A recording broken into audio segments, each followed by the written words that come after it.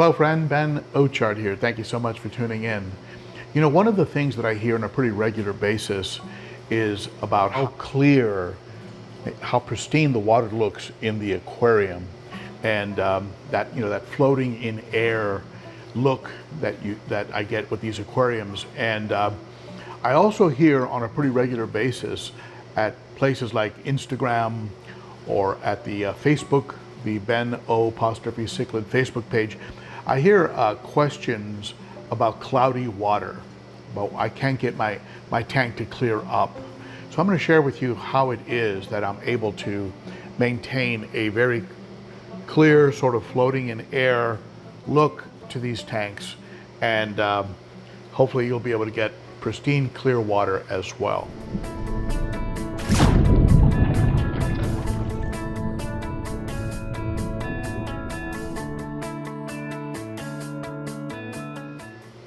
If you're new to the channel, don't forget to hit that sub button and the bell, and if you like the content, of course, the thumbs up, and that tells YouTube that something good is going on and encourages YouTube to share the channel with other fish keepers like you and me, and that's how the channels grow. And I appreciate those of you who've done that, and I thank those of you who are going to do it.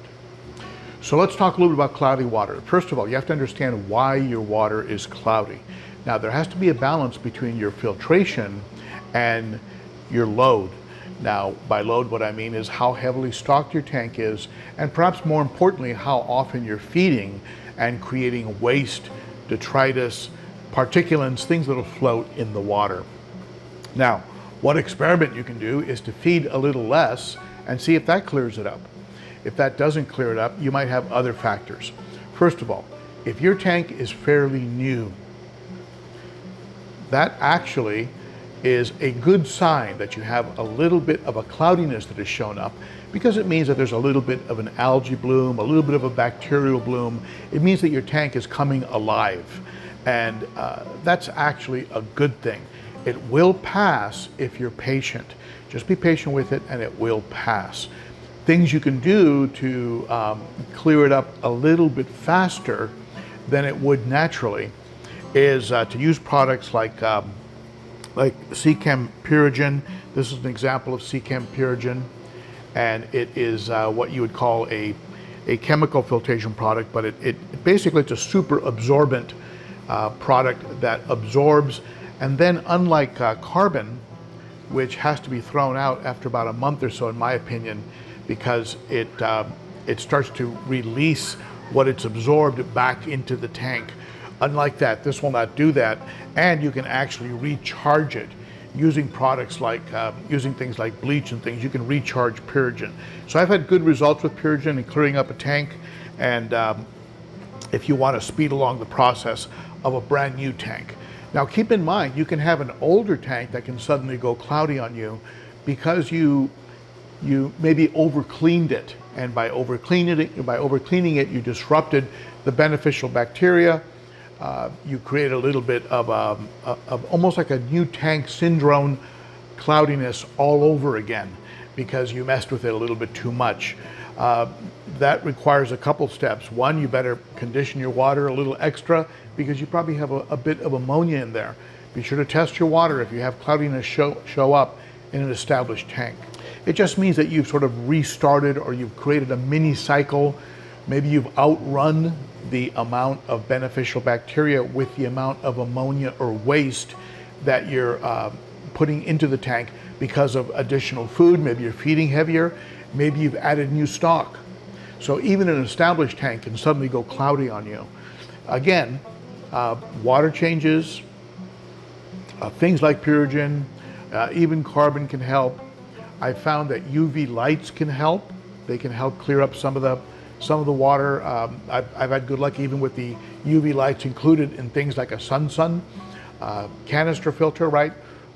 I used to run them on weekends. I used to notice a bit of a difference. You can also use things like crib batting, untreated crib batting. In other words, it's not like fire retardant or anything like that. It's just pure cotton crib batting. You can buy it in a fabric store. Stuff some of that into the filter and it can help pick up the particulates. Be sure to swap it out pretty frequently because if it's doing its job, it's going to get clogged up and blocked very, very frequently, because that's what it does. It actually stops everything and gets clogged up. Now you can also use products like Pinky Floss. This is authentic Pinky Floss. You can tell by the octopus, and I like this stuff. And it has a bit of a coarse and fine material, and you can cut it to shape for any filter, whether it's a canister, a hang-on back, really any kind of filter. You can cut this to shape and stuff it in there, and it will help to pull particulates out of the water. But usually if you're getting new tank, what some people call new tank syndrome, a little bit of an algae bloom, hang in there. It's going to pass. It's going to go away as the tank sort of matures or ripens, or however you want to call it. It will pass on its own. If you find it intolerable, go ahead and try some Purigen, try a UV light, put some mechanical filtration products like Pinky Floss or crib batting into the filter. That can help. And also consider maybe using something like even something like a matrix carbon. This is my favorite carbon. I actually did a little bit of a test on it one time unintentionally. I laid a bag of this next to a regular bag of carbon, and this absorbed all the water around it. It was just amazing what it did. So I became a believer in the matrix carbon product from Chem. But those are my tips in this tank right now. Once the tank matured and became very crystal clear, there's no there's no products, there's no chemical filtration going on. There's no carbon, there's no Purigen, there's nothing. It's just sponges and more sponges, and a lot of water turnover. And that, of course, is another thing to consider. Is the water turning over enough in your aquarium? For very dirty, and by very dirty I mean fish that you need to feed a lot and that produce a lot of waste, you really should be turning that tank over 5 to 10 times an hour. So a 100-gallon tank, you should be you should have 500 to 1,000 gallons per hour going through your filtration. Keep in mind that your filter products, like your sponges and things of that nature, are going to slow that flow down. So if your filter is rated at 300 gallons per hour, it's probably doing 180, 200, because that rating is the rating of just how much water is being pumped by it with nothing inside of it. You start putting sponges and Purigen and other things in there, right? Ceramic balls or whatever. It's going to slow the flow down.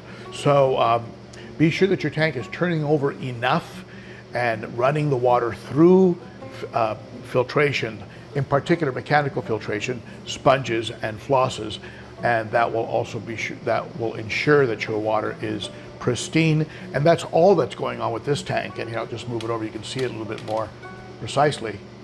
All that's going on with this tank right now really is mechanical filtration. And so those are my tips, and I hope you find them helpful.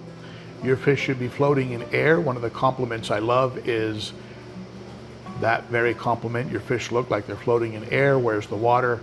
That one is probably my second favorite. Of course, my favorite compliment is, are those saltwater fish? That's my favorite compliment.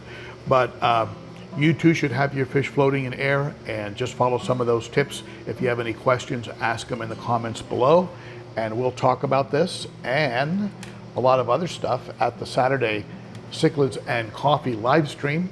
I hope to see you there. It's at 11 a.m. Central. That's 9 a.m. Pacific, noon Eastern. Cichlids and Coffee live stream. It's a lot of fun. Great group of fish keepers. And you can also ask questions at the Ben O' Cichlid, and that is the Facebook group. Great group of fish keepers there, always willing to help. No trolls are allowed, so there's no such thing as a stupid question. And so stop on by there if you like as well. Follow on Instagram. I post things there that I don't post anywhere else. And also, if you want to see a lot of behind the scenes content not available anywhere else, and a pre-release of most of my videos before they're available to the public, think about becoming a Patreon member. You can become a Patreon supporter, a Garage Gang member, for as little as $3 a month, and it goes up from there. And when you get into the higher levels, you get some nice products like t-shirts and hoodies and all kinds of stuff. So anyway, that's it for me. Thank you so much for tuning in, and I hope to see you on Saturday. Bye-bye.